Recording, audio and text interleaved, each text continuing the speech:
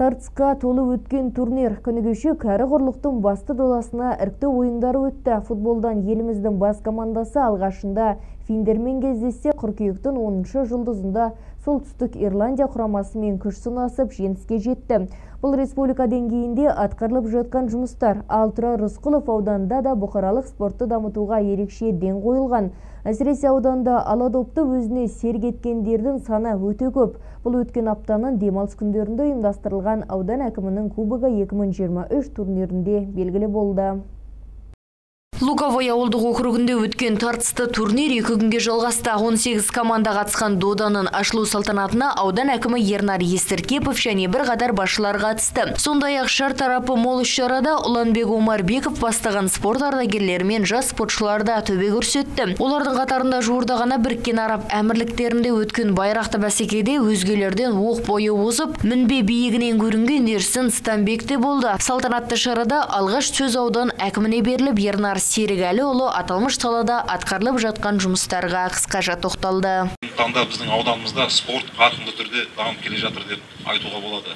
Оның айқын айғағы мынау өзіміз бүгін ғана осы бас қосып отырған мынау футбол алаңшасы, осының қасында тұрған мынау спорт кешені, одан бөлек біздің ауданда қазіргі таңда 4 бірдей ауылда үлкен заманауи, қазіргі заманның талаптарына сай келетін спорт нысандары салынып жатыр. Оған өздеріңіз куә болып жатырсыздар.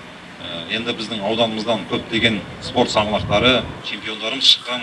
Оларды да атын айтып өтпеуге болмайды бұл орайда. Ермахан Ибраимов ағамыз бар, Ислам Байрамұлов ағамыз бар, Елдос Таңатаров, Елдос Сметов, Ақжүрек Таңатаров сынды азаматтарымыз. Одан бөлек кейінгі өскелең ұрпақты да солардың өкшесін басып келе жатқан біздің ауданымыздың ғана емес, облысымыздың, жалпы еліміздің көк байрағын жоғарыда көрсете біліп, жақсы өнер көрсетіп, атын шығарып жүрген азаматтарымыз бар. Соның бірі осында қасымызда тұр. Ол мынау біздің Көкденен ауылының тумасы Стамбек Ерсін Әділбайұлы. Спортшыларға сәттілік тілеушілердің қатарына сала ардагері Ұланбек Омарбеков те қосылып, ақжарма тілегін арнады. Аудан әкімінің кіші футболдан сарапқа салынып атқан аудан кубогының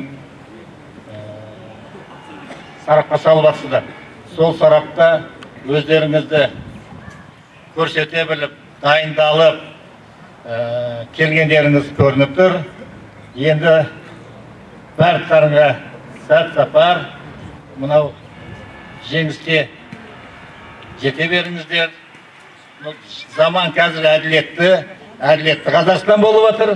Әділетті, әдемі ойын көрсетіп, техника көрсетіп, жеңіске жетулеріңізге тілектеспін. Ізінен қатысушы командаларға ойынның жалпы ережесі таныстырылып, әр округтен келген 18 құрама топ-топқа бөлінді. Расыменде турнир тартысты өтті. Жартылай финалға Көгершін, Көктөнен және Құланның қос командасы шықты. Жартылай финалдан алғашқы ойында Құлан мен Көгершін командасы шығып, ақтық мәреде ойнау мүмкіндігін сарапқа салды. Ойын 2-0 есебімен аяқталып, осылайша құландықтар көгершіндіктерден басым түсті. Ал финалда Құланның екінші құрамасы Көктөнен командасы 2-0 есебімен ұтып, кубок иегері атанды. Сонымен турнир нәтижесі бойынша Саятжан Нұралиев ардагер спортшы, Асқат Құрымбай үздік ойыншы, Айсерік Досымбеков үздік қақпашы номинациялары бойынша марапатталса, жарыстың үздік шабуылшысы атағына Елжан Сайлау лайық деп танылды. Жеңімпаздарға кубокпен бірге ақшалай сыйлықта табыс етілді. Мәселен, 4-ші орынға табан тіреген Көгершін командасы 30 мың теңге, 3-ші орында иеленген Құлан 96 құрамасында 50 мың теңге күміс жүлдені, қанжығасына байлаған көктөнендіктерге 100 мың теңге, ал бас жүлде иегерлері Құлан командасына 180 мың теңге табысталды. Айта кетейік, турнирдің жоғары деңгейде өтуіне Құлан жолдары жауапкершілігі шектеулі серіктестігінің директоры Руслан Оразхан қаржылай қолдау жасап, демеушілік көрсетті.